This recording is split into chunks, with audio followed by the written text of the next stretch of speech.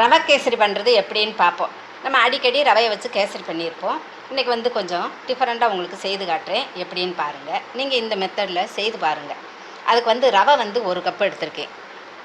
ரவை 1 கப்பு, ஜீனி வந்து 1½ கப்பு. 1 கப்பு ரவைக்கு 1½ கப்பு ஜீனி எடுத்துக்கோங்க. 1 கப்பு காய்ச்சி ஆற வச்ச பால் எடுத்திருக்கேன். நல்லா காய்ச்சி ஆற வச்சுக்கோங்க. பால் 1 கப்பு, கொஞ்சம் நெய், கொஞ்சம் டால்டா, முந்திரி திராட்சை கொஞ்சம், கொஞ்சம் ஏலக்காய் தூள், கலர் பொடி கொஞ்சம் எடுத்திருக்கேன். சின்ன குழந்தைங்க இருக்கிறதுனால கலர் நம்ம வந்து கேசரிக்கு கலர் சேர்ப்போம். இருந்தாலும் எங்கள் வீட்டில் சின்ன குழந்தைங்க இருக்கிறதுனால கொஞ்சம் கலர் பண்ணால் நல்லா சாப்பிடுங்க விரும்பி. அதனால் நான் கொஞ்சம் கலர் பொடி எடுத்திருக்கேன். இவ்வளோ தான் இதுக்கு தேவையானது. அடுத்து நம்ம செய்கிறத பார்ப்போம். அங்கே ஃபஸ்ட்டில் வந்து நம்ம கடாயை அடுப்பில் வச்சாச்சு. இதில் கொஞ்சம் டால்டா போட்டுக்குவோம்.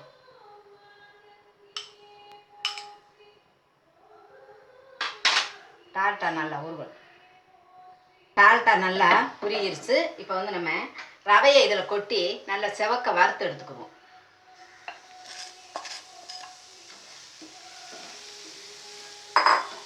நல்லா ரவையை டால்டாவிலேயே நல்லா வறுத்துக்கணும். நல்லா வாசனை வரணும் கமகமன்னு. அந்த அளவுக்கு நம்ம நல்லா வறுத்து எடுத்துக்குருவோம். வறுத்தாச்சு, கமகமன்னு வாசனை வந்துருச்சு. இப்போ நம்ம இதை வந்து பாத்திரத்தில் கொட்டிடுவோம்.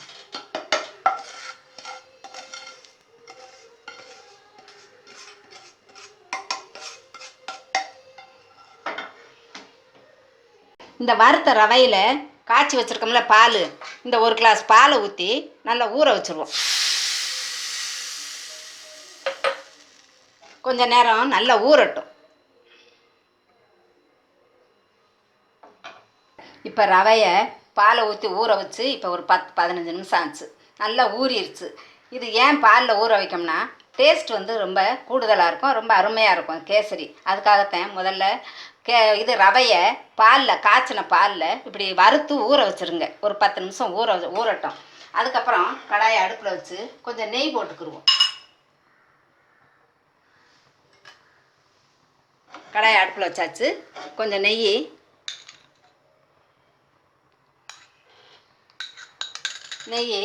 உருகட்டும், சூடாகட்டும். நெய் நல்லா சூடாயிடுச்சு.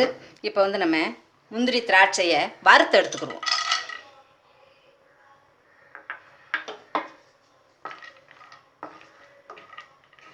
இப்போ எடுத்துடுவோம்.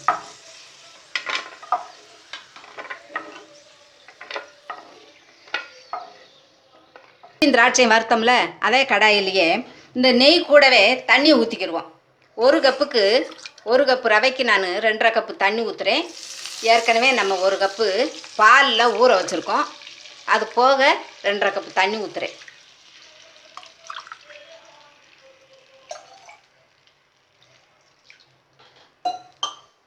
ரெண்டரை கப்பு தண்ணி ஊற்றிருக்கேன். இதுலேயே ஜீனியும் போட்டுருவோம். 1½ கப்பு ஜீனி எடுத்திருக்கேன். அந்த 1½ கப்பு ஜீனியும் இதுக்குள்ளே போட்டுருவோம். நல்லா சீனி பாகு காய்ச்சிக்கிடுவோம் ஃபஸ்ட்டில். இது கூடவே கொஞ்சம் ஏலக்காய் பவுடர், கொஞ்சம் கலர் பொடி கொஞ்சம் போட்டுக்குவோம்.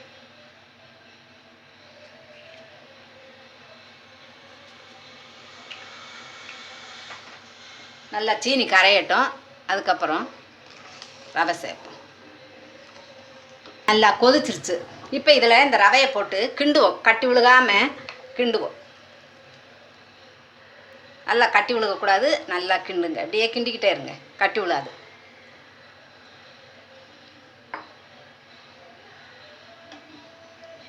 உடனே கிண்டிடணும். கொஞ்சம் நேரம் வச்சுருந்தா கட்டி ஆட்டியாக போயிடும். அதனால் உடனே கிண்டிடுங்க. நல்லா கிண்டி விட்டுட்டு அதுக்கப்புறம் ஒரு மூடி போட்டு மூடி வச்சுருவோம். அடுப்பை சிம்மில் வச்சுருங்க. நம்மளுக்கு நல்லா வேகட்டும். ரவை நல்லா வெந்து வந்தால் தான் நம்மளுக்கு கேசரி நல்லாயிருக்கும். நல்லா வேகட்டும். இப்போ மூடியை போட்டு வச்சுட்டு சிம்மில் வச்சுருங்க அடுப்பை. வந்து பார்ப்போம். நல்லா வெந்துருச்சு பாருங்கள். இது மேலே இன்னும் கொஞ்சம் நெய் விட்டுக்குருவோம். நெய் விட்டு கிண்டுவோம். நம்ம நெய் விட்டு கிண்ட தான் நல்லா அல்வா பதத்துக்கு கேசரி நல்லா கையில் ஒட்டாமல் வரும். அதனால் இன்னும் கொஞ்சம் நெய்யை விட்டு கிண்டுவோம். நெய் விட்டுக்குருவோம். அப்போ தான் நம்ம சாப்பிடும்போது கையில் ஒட்டாமல் நல்லா வரும்.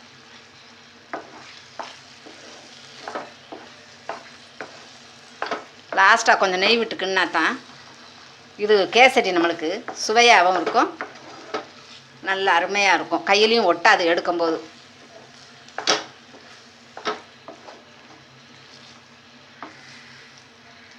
இது நல்லா நம்மளுக்கு வந்துடுச்சு அல்வா பதத்துக்கு. இப்போ வந்து நம்ம இதை லாஸ்ட்டாக முந்திரி திராட்சையும் இதில் போட்டுக்கிடுவோம்.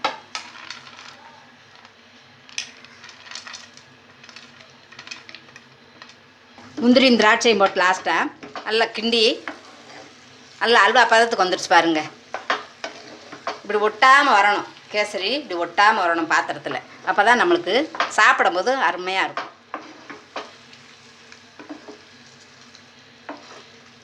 ஒட்டக்கூடாது. பாத்திரத்தில் ஒட்டாமல் இப்படி கிண்டிட்டு எடுங்க. இப்போ வந்து நம்மளுக்கு கேசரி ரெடி ஆயிடுச்சு. இப்போ நம்மளுக்கு சுவையான ரவை கேசரி ரெடி ஆயிடுச்சு. இதே மாதிரி நீங்களும் வீட்டில் செய்து சாப்பிட்டு பார்த்துட்டு உங்கள் ஃபீட்பேக் எழுதுங்க. நன்றி.